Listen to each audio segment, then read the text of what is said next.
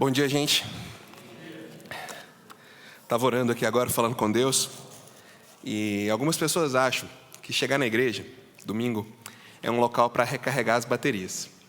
Talvez a gente pense, eu vou lá no culto, porque lá eu vou recarregar as baterias, é como um hospital na nossa vida. Mas sabe, eu penso diferente, e eu acho que o Novo Testamento também aponta um pouco diferente. A igreja é um local de celebração. Nós chegamos aqui para celebrar que conseguimos chegar até hoje, pela graça de Deus. E quando a gente olha para o lado e vê várias pessoas sentadas, cantando, lembrando quem Deus é, tocando, adorando a Deus, e a gente olha para tudo isso e pensa, é apesar de mim. É apesar do que eu sou, é apesar do que fizemos, é apesar das nossas convicções, apesar até dos nossos pecados dessa semana, nós podemos celebrar. Olhar para o lado e dizer, você também? Você também está celebrando? Olhar para o lado e dizer, levanta a cabeça, temos motivos para celebrar. Isso é um milagre. O ajuntamento dos santos, o ajuntamento da igreja e do povo de Deus, ele é um milagre de celebração. A celebração de Jesus. Porque até aqui, Jesus nos ajudou. E apesar de nós, a gente se reúne e canta, e ora, e adora, e cresce juntos. Vamos orar? Agradecer a Deus esse milagre, esse tempo. Ó Deus, obrigado. Porque o Senhor é um Deus que nada nos lança em face. Porque se fosse assim, seria muito difícil. Obrigado porque o Senhor é um Deus que é longânimo, paciente, perfeitamente amoroso, cheio de ternura. E que quando vê o nosso pecado e a nossa desgraça, se move em nossa direção para nos tirar de lá. Hoje nós celebramos isso, esse evangelho teu, esse contrassenso, que é o teu amor e a tua misericórdia, nos resgatando e nos ensinando dia a dia a como viver uma vida digna do Senhor. Eu te peço que o diabo, o Satanás, não seja presente hoje, mas que o Senhor o repreenda, para que ele não nos acuse, para que ele não nos lance em face pecados que a tua graça já cobriu, que o teu perdão já limpou, mas que sagazmente ele tenta trazer de volta a nós para nos humilhar. Nos ajuda a confiar no poder do teu sangue e confiar que a tua memória para com os nossos pecados é muito curta e que o Senhor esquece rápido. Nós celebramos isso em nome de Jesus. Amém. 1 Coríntios 13 é o texto do amor. Eu tentei encontrar na nossa cultura algumas expressões de amor, assim, sobre o que as pessoas estão falando sobre o amor, e eu fui primeiro nas músicas, mas eu vou confessar, não deu para pegar muita coisa não, sabe? Quando eu esbarrei ali no sertanejo universitário, aquela coisa do macho sofredor, né? Não deu muito certo. Então eu fui um pouco mais para trás para achar alguma coisa que eu poderia falar aqui no púlpito, afinal, né? E eu fui lá em Camões, que diz assim, o amor é fogo que arde sem se ver. É ferida que dói e não se sente. É um contentamento descontente. É dor que desatina sem doer. É um não querer mais que bem querer. É solitário andar por entre a gente. É nunca contentar-se de contente. É cuidar que se ganha em se perder. É querer estar preso por vontade. É servir a quem vence o vencedor. É ter com quem nos mata lealdade. Mas como causar pode seu favor nos corações humanos amizade, se tão contrário a si é o mesmo amor? Também voltando um pouquinho atrás no tempo, mas também um pouco à frente de Camões, um outro soneto que diz assim, como eu te amo, deixa-me contar as maneiras. Amo-te o mais profundo, largo e alto que minha alma possa alcançar. Quando se sente fora de vista pelos fins do ser e da graça ideal. Amo-te até o nível das necessidades diárias mais quietas, sob o sol e a luz de velas. Amo-te livremente, como os homens lutam pelo que é certo. Amo-te puramente, como eles se afastam dos louvores. Amo-te com paixão colocada em uso nas minhas antigas tristezas e com a fé da minha infância. Amo-te com um amor que parecia ter perdido com meus santos perdidos. Eu amo-te com a respiração, sorrisos, lágrimas de toda a minha vida. E se Deus escolher, apenas amar-te-ei melhor após a morte. Bonito, né? Depois, se você quiser, eu passo para você. Tem umas coisas assim, muito profundas aqui que vale a pena olhar. Mas você percebe uma coisa? Mesmo nas expressões assim, vamos dizer, mais sofisticadas de amor, né? Escritas com mais beleza e exuberância, elas são altamente focadas nos meus sentimentos ardentes. Percebe? O amor é contado mais ou menos como uma coisa dentro de nós que está ardendo, queimando, pulsando, latejando, querendo sair de alguma forma. É sobre eu. O amor é como aquela vontade de comer alguma coisa que a gente não sabe o quê. E a gente só pensa naquilo.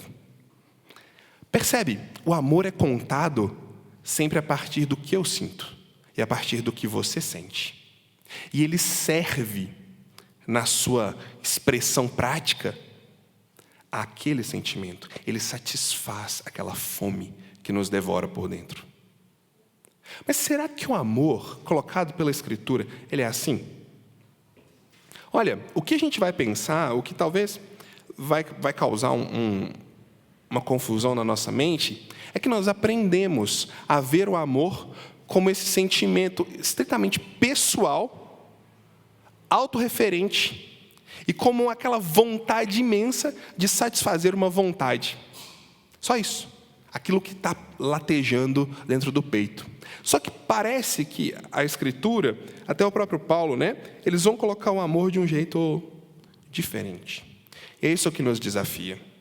Enquanto o amor tradicional é colocado como aquela relação íntima, confusa e intensa entre a pessoa que ama e a pessoa amada, Paulo vai trazer o amor agora numa expressão comunitária.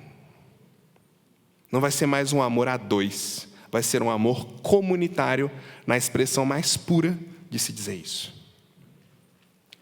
Vá para 1 Coríntios capítulo 13. 1 Coríntios 13. 1 Coríntios capítulo 13. Nós vamos começar um pouquinho antes, no versículo 31 do 12, mas está pertinho aí, tá?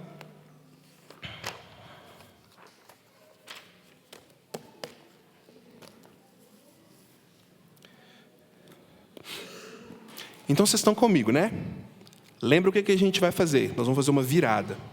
Do amor paixão sertaneja para o amor cristão comunitário. Tá? E a expressão disso. E no final, a pergunta que a gente vai fazer é: isso é possível para mim? Isso é para mim? Um amor desse tipo me cabe? Nós vamos nessa direção, tá bom? Versículo 31. Hoje eu estou lendo na NVI. Entretanto, busquem com dedicação os melhores dons. Ainda que eu fale as línguas dos homens e dos anjos, se não tiver o amor, serei como o sino que soa e como o prato que retine. Ainda que eu tenha o dom de profecia e saiba todos os mistérios e todo o conhecimento, e tenha uma fé capaz de mover montanhas, se não tiver amor, nada serei. Ainda que eu dê aos pobres tudo o que possuo, entregue o meu corpo para ser queimado, se não tiver amor, nada disso me valerá. Por quê? Porque o amor é paciente, o amor é bondoso, não inveja, não se vangloria, não se orgulha, não maltrata, não procura seus interesses, não se ira facilmente, não guarda rancor. O amor não se alegra com a injustiça, mas se alegra com a verdade. Tudo crê, tudo sofre, tudo crê, tudo espera e tudo suporta. Só até o versículo 7 por enquanto. Pequeno contexto, para a gente não recortar e colar esse texto aqui em outras situações. Normalmente, esse texto é lido e utilizado em cerimônia de casamento, cerimônia de renovação de bodas, em prova de amor, que nós escrevemos cartas para pessoas amadas. E assim, ele não pode ser menos do que isso, não, mas ele é mais do que isso. É verdade, dá para a gente usar isso num casamento, escrever uma cartinha para a esposa, para o marido, enfim. Mas o que está acontecendo aqui é diferente. O que Paulo está lidando é um grupo de pessoas que estão brigando entre eles para descobrir quem era melhor. E eles estavam brigando com toda a energia deles, arregando para si, puxando para si, a importância. Ou seja, o meu dom é melhor que o seu. Os seus têm uma função, mas o meu é melhor. E o outro, e ficava essa discussão. Isso vem desde o início da carta, quando eles estavam brigando para ver quem tinha o filósofo mais influente. Eu sou de Pedro, eu sou de Paulo, eu sou de Jesus, eu sou de Apolo. É um pessoal que está brigando entre eles e perdendo o senso comunitário de existência. Eles estão tirando o olhar do corpo, do grupo, e colocando o olhar no particular. Daí, especialmente no capítulo 12 até o versículo 14, Paulo vai falar um pouquinho sobre como isso está se manifestando no momento que eles cultuam a Deus. Era algo generalizado em todas as esferas da comunidade, mas que se mostrava na hora do próprio culto. Como assim? Ao que tudo indica, durante o culto, aqueles que tinham um determinado dom, que era o dom de falar a língua dos anjos, era um dom de línguas que eles diziam na época, eles se levantavam e diziam: agora todo mundo fica em silêncio porque o dom especial vai falar. Agora vocês têm que ouvir, porque agora chegou quem tem o discernimento. Agora chegou quem sabe das coisas. E arregavam para eles essa importância. E Paulo está respondendo isso, dizendo: olha, está todo mundo no mesmo balaio. Está todo mundo no mesmo corpo. E se o dom de vocês não serve o corpo, ele não serve. Se o dom de vocês não agrega o grupo, qual a razão disso? E a gente até brincou na pregação sobre uma pessoa que disse para mim que tinha todos os dons. E se ela tinha todos os dons, logo ela não precisava de mais ninguém, porque ela se bastava nela mesma. Ela podia cuidar dela perfeitamente. A gente pode até criar um novo culto a essa pessoa, né? Porque ela vai ser uma grande bênção para nós. Por quê? Naturalmente, o Espírito vai nos direcionar ao dom que serve ao corpo. Por isso também a gente falou um pouquinho sobre essa coisa de fazer teste vocacional sobre os dons, né? Tem pessoas que quando leem isso aqui, qual que é meu dom? O que Deus me deu? E começa a ficar pensando, será que tem um teste vocacional para eu fazer? Preenche ali 55 perguntas e no final, esse é o seu dom. Cuidado. O Espírito é como um vento. Ele sopra onde quer. A gente não ouve a sua voz, a gente ouve a sua voz, a gente percebe o vento, mas a gente não sabe de onde veio. O Espírito concede os dons à igreja para a edificação do corpo. Então eu acredito que isso é muito mais dinâmico do que estático. E muito mais circunstancial do que necessariamente algo normativo para a igreja toda. Talvez em determinado momento, para a edificação da igreja, Deus conceda certos dons aos seus membros. Para que a igreja continue, para que ela se desenvolva, para que ela lide com problemas, com dificuldades. Em outra situação, talvez não. Talvez outros dons serão mais necessários. E parece que Deus direciona a igreja dele dessa forma. Mas Paulo escreve esse texto, então, para pessoas que estão brigando e procurando o dom mais importante. Aí o versículo 31 faz mais sentido. Procurem, então, com dedicação. Com a mesma dedicação que vocês estão brigando uns com os outros. Com a mesma dedicação que vocês estão argumentando uns com os outros. Com a mesma dedicação que vocês estão criando essa treta toda no grupo de vocês. Procurem algo superior e muito mais excelente. Procurem o amor. E aí ele começa a falar algumas características do amor. Ele vai dividir esse texto aqui em 3 partes. A primeira delas é o amor como algo que, se não está presente, tira o sentido de todas as outras coisas. Como o amor como aquilo que dá sentido ao que é feito. Em segundo lugar, depois, o amor propriamente acontecendo, características dele. E em terceiro, que a gente vai começar a ouvir semana que vem, o amor perene, o amor que dura, o amor que vai continuar quando coisas que nós tratamos como super importantes já não estiverem mais aqui. Mas vamos focar só nas duas primeiras aqui. Primeiro ele vai dizer o seguinte, olha, com essa energia que vocês têm, com essa força que vocês estão usando aí para perseguirem uns aos outros, comecem a perseguir o amor. Porque ele é tão importante que coisas grandiosas feitas sem ele se tornam vazias. Tá, então é importante a gente definir que amor é esse.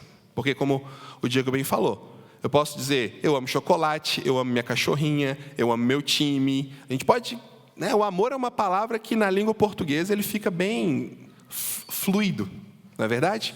Eu posso amar muitas coisas sem necessariamente expressar a intensidade daquele amor. Qual que é a ideia desse amor que Paulo está falando aqui? É um amor que ele traz nele mesmo todo o engajamento mental e todo o engajamento sentimental. É o amor que traz em si toda a racionalidade para existir, mas toda a intensidade de paixão para se movimentar. Ao invés de pensarmos numa palavra, esse amor é filéu, é ágape, que são palavras no grego que definem o amor, vamos pensar o amor aqui como isso. Algo que provoca, que tem nele mesmo toda a racionalidade, toda a razão para existir. Eu entendo isso. Isso existe. Eu vejo propósito nisso. E eu me movo porque o meu sentimento está engajado nisso. Muito parecido com a palavra que Paulo usa em Filipenses capítulo 2, quando ele diz, tenham o mesmo sentimento que houve também em Cristo Jesus. Completo engajamento de vontade, de intelecto, de paixão e de ação.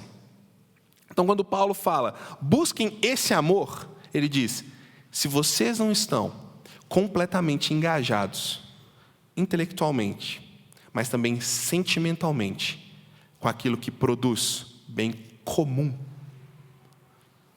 você pode fazer o que você quiser. Pode até dar o corpo para ser queimado, que não vai adiantar. Pode falar línguas, pode ser poliglota. Pode ser um Rui Barbosa. Pode chegar no culto e falar, em que língua quereis que vos fale? Que não tem valor. Pode dar tudo para os pobres. Lembra daquele rapaz que chegou para Jesus e disse, bom mestre, o que eu tenho que fazer? Ah, dá tudo que tem para os pobres. E ele triste, vai embora. Paulo diz, mesmo que eu desse tudo, se fosse sem amor, não tem valor nenhum. Se fosse simplesmente pela razão. Olha que legal isso. Se fosse simplesmente pela razão, eu tenho o melhor dom, porque o meu dom traz um discernimento específico. Eu tenho a melhor característica, o meu time é o melhor, a minha visão é a melhor. Se fosse somente pela razão, e não tiver um sentimento envolvido, não tiver uma paixão envolvida, não tem valor. Se for só pela emoção, então vai, não entendo muito bem, mas eu estou sentindo, e assim, tem que seguir o coração, também não vale.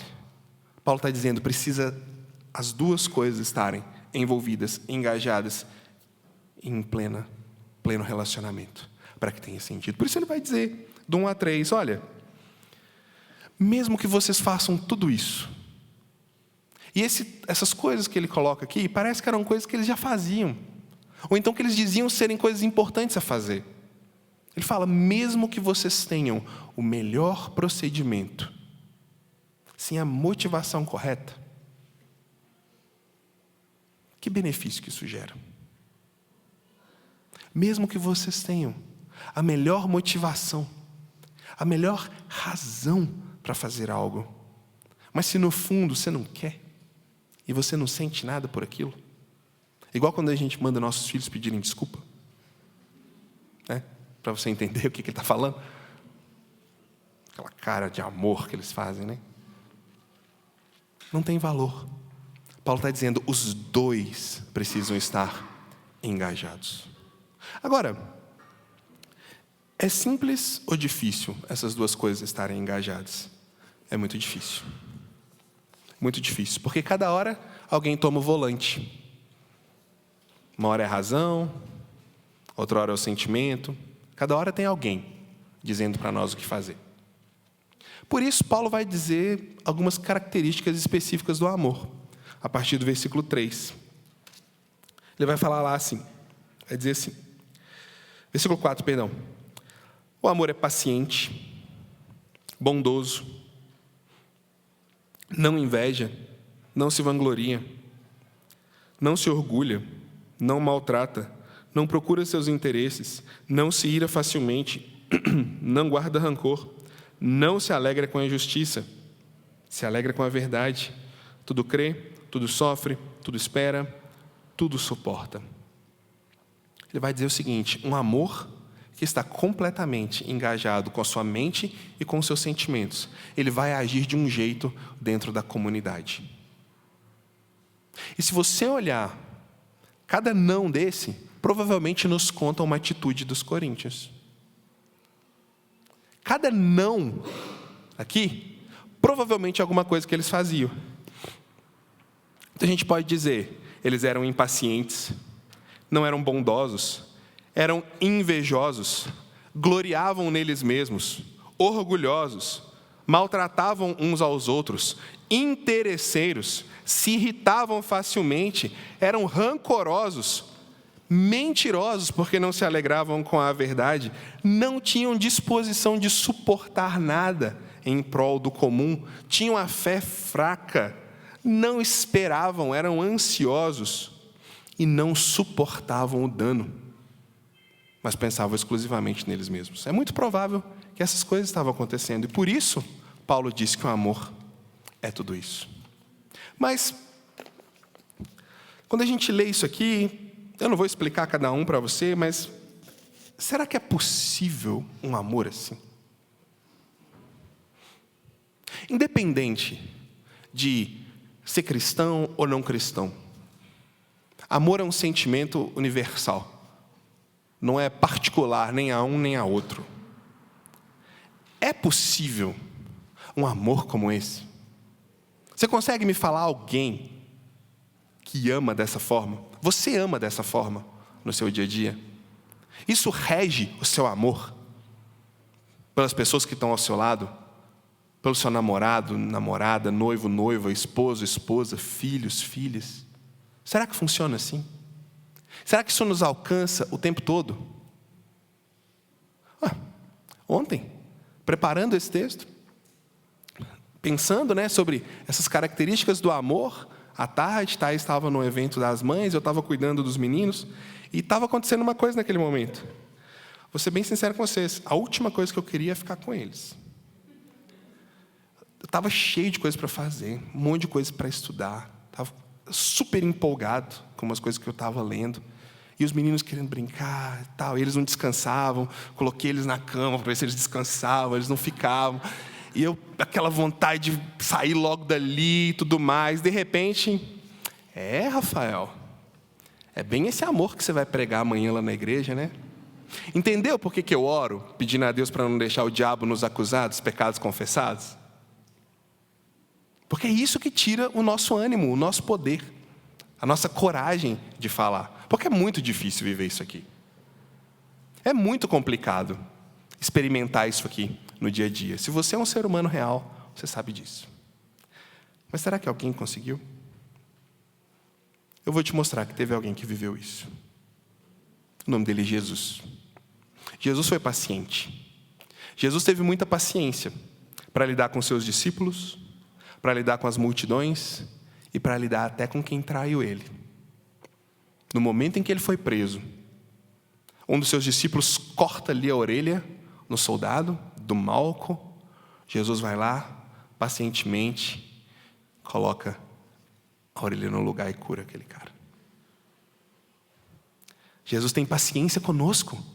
Paulo diz em 1 Timóteo, por isso mesmo eu alcancei misericórdia para que de mim, o pior dos pecadores, Cristo Jesus demonstrasse toda a grandeza da sua paciência, usando-me como exemplo para aqueles que nele haveriam de crer. Jesus tinha um amor paciente. Jesus tinha um amor bondoso. Tudo o que ele fazia expressava bondade. Curou doentes, alimentou pessoas famintas, deu dignidade para pessoas que há anos não recebiam um toque humano, quando ele tocava nos leprosos, e os leprosos ficavam curados. Lucas nos diz em Atos como Deus ungiu Jesus de Nazaré com o Espírito Santo e poder, e como ele andou por toda parte, fazendo o bem e curando todos os oprimidos pelo diabo, porque Deus estava com ele. Atos 10:38. Jesus não era invejoso.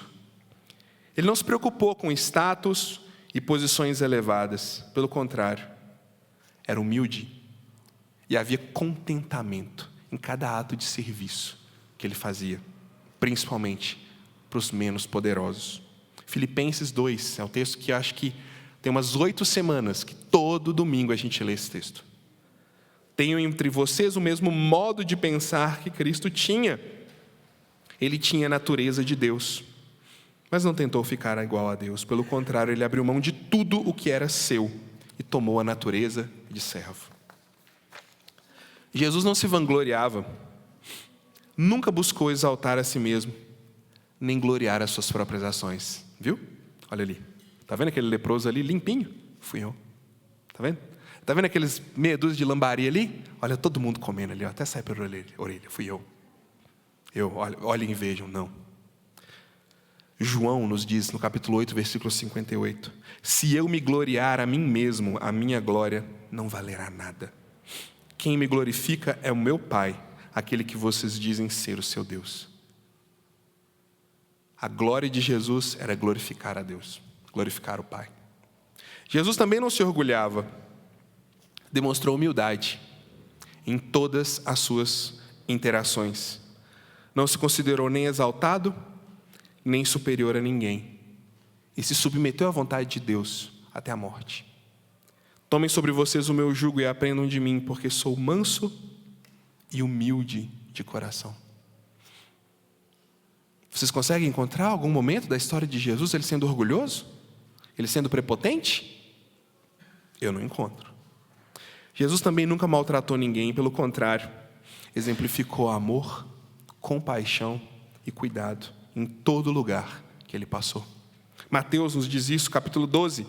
Aqui está meu servo, a quem escolhi, o meu amado, em quem tenho prazer. Colocarei nele o meu espírito, e ele anunciará justiça às nações. Não brigará, não gritará, nem erguerá a voz nas ruas. Não quebrará o caniço rachado, nem apagará a chama vacilante. Com fidelidade fará justiça.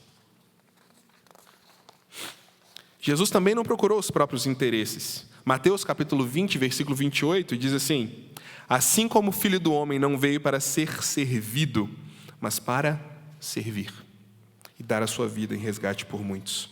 Jesus também não se irritava facilmente. Demonstrou paciência inabalável, uma calma divina, invejável. Desce daí. Você não é Deus? Mostra teu poder. Agora há pouco estava dizendo que reconstruiria o templo, e agora está aí pendurado na cruz como um moribundo desgraçado. Desce e mostra o teu poder agora. Ó Pai, perdoa-lhes. Eles não sabem o que estão dizendo. Jesus também não guardava rancor. Vemos isso no mesmo texto. Jesus poderia dizer: vocês não sabem o que te aguardam. Vocês estão falando para eu descer? Mas olha o que ele falou.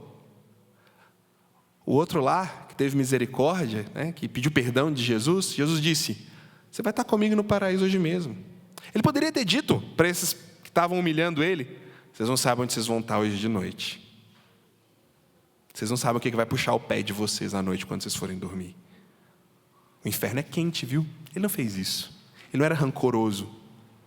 Ele tinha desejo que eles se arrependessem. Pai, perdoa. Fazendo o papel dele como um advogado. Se colocando entre a estupidez humana e a ira divina. E recebendo a ira divina. Isso é um grande benefício, não é? Quanta estupidez e idiotice a gente fala para Deus e uns para os outros, né? É impressionante a nossa capacidade, né? Graças a Deus que Jesus se coloca no meio. Jesus não se alegrava com injustiça. O Espírito do Senhor está sobre mim, disse Lucas, no capítulo 4, versículo 18. Porque ele me ungiu para pregar boas novas aos pobres, ele me enviou para proclamar liberdade aos presos e recuperação de vista aos cegos, para libertar os oprimidos e proclamar o ano aceitável do Senhor. Ele veio trazer justiça. Você já parou para pensar que toda injustiça que nós vemos hoje e toda injustiça que já aconteceu na história da nossa civilização, isso não alegra a Jesus. E Ele vai corrigir e recompensar cada ato de injustiça deles, com toda a justiça que Ele tem. Certas coisas às vezes caem no nosso esquecimento. Mas a Escritura diz que Jesus irá aplanar os caminhos tortos. Vai aterrar os buracos da caminhada. E nós veremos um mundo justo. Um mundo onde a justiça há de reinar. Ele não se alegra com a injustiça. Ele se alegra com a verdade. Por quê? Porque Ele é a verdade. Eu sou o caminho, a verdade e a vida. Ninguém vem ao Pai, senão por mim. Jesus suportou tudo. Suportou a cruz. Olhando para Jesus, o autor e consumador da fé, que pela alegria que lhe fora proposta, suportou a cruz, desprezando a vergonha. Essa tradução não traz para a gente tudo o que está acontecendo ali, porque ela diz desprezando a vergonha. E não é essa a expressão. Porque desprezando a vergonha parece que ele está dizendo assim, estou nem aí. Mesmo que eu sinta vergonha, eu vou fazer. Não é isso. É abraçando a vergonha. É não fazendo caso de sugar a vergonha até a última gota e suportar a cruz. Essa é a ideia. Ele tomou sobre ele, ele aguentou tamanha humilhação. Continuando. Tudo crê. Ó Deus, se possível, passa de mim esse cálice.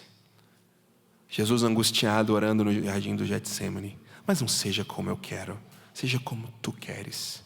Ele creu que apesar de difícil, a vontade de Deus para ele era o que ele deveria fazer. Ele tudo esperou. Paulo vai nos dizer em Gálatas, vindo porém a plenitude do tempo. Deus enviou seu Filho ao mundo, nascido de mulher. Veio para proclamar justiça, salvação, liberdade. Em outro momento, Jesus disse, em João capítulo 2, versículo 4, disse-lhe, mulher, era uma maneira respeitosa de se referir à sua mãe. Mulher, ainda não chegou minha hora. Calma. Imagina um Deus com tanto amor, com tanta graça, com tanta bondade igual Jesus, vendo a nossa incursão pecaminosa na existência. Imagina, eu quero ir logo. Eu quero tirar esse pessoal de lá logo. Eu quero salvar esse povo o mais rápido possível. Vamos? Tudo teve um momento certo. E até me parece que isso é uma forma de Deus agir. Não é jargão dizer, aguarde o momento certo. Talvez Deus está louco para fazer alguma coisa na nossa vida. Talvez assim, Ele quer fazer, Ele quer cuidar, Ele quer resolver, quer tratar, quer dizer sim, quer dizer não. Talvez Ele quer dar aquela resposta que a gente falou, 3 semanas atrás. Só que a gente não está pronto ainda. Parece que Ele tem paciência com a gente. Esperar a gente chegar num local onde Ele consiga fazer o que Ele tem que fazer. Isso é muito verdadeiro. E por último, tudo suporta. Jesus tudo suportou. 1 Pedro, capítulo 2, versículo 24. Ele mesmo levou em seu corpo os nossos pecados sobre o madeiro, a fim de que morrêssemos para os pecados e vivêssemos para a justiça. Por suas feridas vocês foram curados. Sabe por que é tão difícil olhar para esse amor e dizer assim, eu consigo fazer isso? Sabe por que é tão complexo? Porque a gente sempre pensa isso olhando para nós. Porque a gente aprendeu a pensar o amor a partir desse sentimento latente, dessa vontade absurda que cresce dentro de nós. Então, quando a gente olha, tudo crê, tudo espera, tudo suporta, não busca o próprio interesse, não se vangloria, não é orgulhoso, a gente pensa, tudo isso vai me atrapalhar a experimentar essa intensidade de sentimento que está dentro de mim. Então é muito difícil. A gente coloca isso em comparação com essa vontade grande. E aí, infelizmente, ele sempre perde para a nossa vontade. Volta e pensa. Às vezes, que isso aqui não é real na nossa vida. É por quê? É porque tinha um sentimento falando mais alto. É porque tinha alguma coisa. Pensa nos relacionamentos mais íntimos. Quando a gente se vangloria, quando a gente não tem paciência, quando a gente busca o nosso próprio interesse. Na maioria das vezes, não é porque racionalmente aqui, por A mais B e por toda essa lógica filosófica, eu sou muito melhor que a minha esposa. Então, com certeza, eu preciso impor a minha opinião. Não é assim que a gente pensa. A gente sente alguma coisa que, mesmo sendo a opinião mais burra do mundo, normalmente a dos homens é assim, né? A mais ignorante do mundo, a gente finca o pé no chão, cruza os braços igual um jumento no pasto e fica ali. Por quê? Não é por razão, é por sentimento. É por alguma coisa. Por isso, quando a gente pensa em amor, a gente tem que aprender a tirar o referencial de nós e olhar para alguém que conseguiu. Porque o nosso sentimento, na maioria das vezes, ele vai ganhar. Porque a gente escuta, desde criança, o bom e velho sertanejo sofredor. A gente aprendeu a olhar o amor dessa ótica. A gente aprendeu a olhar o amor nessa perspectiva melodramática, apaixonada e autorreferente. Então, na hora de pensar, o sentimento ganha. Mas o amor, como Paulo está falando aqui, ele é mais do que isso, ele é uma pessoa. O amor que Paulo está falando aqui, não é algo que você fala assim, a partir de hoje, tudo sofre, pode bater. Se fosse assim, era fácil. Era só tomar umas varadas e estava tudo resolvido. Mas não é assim, porque ele é uma pessoa. E ele só se torna real na nossa vida quando essa pessoa é real na nossa vida. É isso que Paulo está tentando comunicar com eles. Só vai existir unidade, só vai existir dons e talentos em serviço do outro, quando outra pessoa estiver comandando o amor de vocês. E essa pessoa é Jesus Cristo. Agora pense, nós vimos na vida de Jesus isso. Agora veja na sua vida. Olha esses elementos na sua vida, essas características do amor. E como eu aposto que na grande maioria das vezes você vai ver o quanto você não conseguiu. Ok? É por isso que a gente está aqui. Tá bom? Agora pense o quanto seria legal e bom se a gente tivesse conseguido. Pense o quanto seria legal se na nossa história tivesse mais desse amor e menos dos nossos sentimentos. Agora é a hora que vocês devem estar perguntando, ou deveriam estar perguntando, então o que eu tenho que fazer? É lógico que eu quero. Eu quero esse amor. O que eu tenho que fazer? É hora de a gente dizer como Paulo. E esse viver que vivo na carne, vivo pela fé em Jesus Cristo, que me amou e se entregou por mim. Eu me entrego a Ele. É a única coisa a ser feita. Para que Ele viva em mim. Mas como que é isso? Como que Jesus vai viver em mim? Jesus vai me possuir? Como que funciona esse negócio? Como que Cristo vive em mim? Como que eu entrego a minha vida para Jesus Cristo? Como que é essa coisa de ter fé em Jesus Cristo? Isso é para cristãos e para não cristãos. Como eu falei semana passada. Primeiro, se essa pergunta surgiu no seu coração, Deus já plantou fé em você. Porque é impossível fazer essa pergunta sem que Deus tenha plantado fé no seu coração. Não dá. Porque a gente está morto. Completamente separado de Deus. Então a gente não raciocina enquanto a gente está morto. A gente está morto. Mas quando Deus planta essa fé, quando Ele planta essa semente de fé e nos dá condição de pensar sobre essas coisas, é o momento que Ele começa a nos convidar. É o momento que Ele começa a nos incomodar. A gente não sabe muito bem para onde que vai, o que está sentindo, o que é. Mas isso é o toque de Deus te chamando para deixar de pertencer a você mesmo e pertencer a outra pessoa. E pertencer a Ele. Quando você não é cristão e ainda não entregou sua vida a Jesus Cristo, isso começa com essas dúvidas, com esses questionamentos, com essa vontade de fazer uma coisa, mas você não sabe o que ainda. Mas você quer, porque Deus já plantou esse desejo em você. Para quem já entregou a vida a Cristo, esse incômodo de Jesus te chamando para Ele viver em você, isso acontece por meio da sua consciência. Você está fazendo alguma coisa, você está vivendo, você está levando a vida, mas algo dentro de vocês liga uma luzinha e não está batendo. Não está legal. Você não sabe o que, mas tem algo dentro de você dizendo, dá um passo para trás e repensa. Isso é o Espírito de Deus usando a nossa consciência para nos despertar. Isso é igual questão de prova. Normalmente a que a gente marcou primeiro é a que era a questão certa.